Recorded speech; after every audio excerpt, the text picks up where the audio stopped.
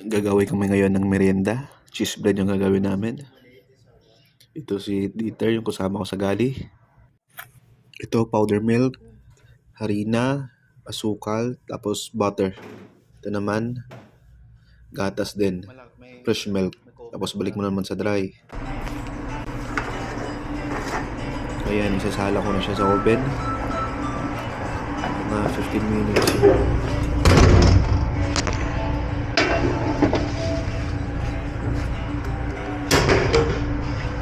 Ayan, tingnan natin kung okay na yung binapay.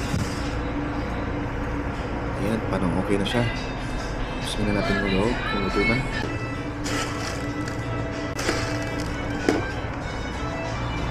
Ito naman yung pan sa sabaw namin ngayong tanghali. Beef, bulalo. Nilagay ko ng paminta, buo.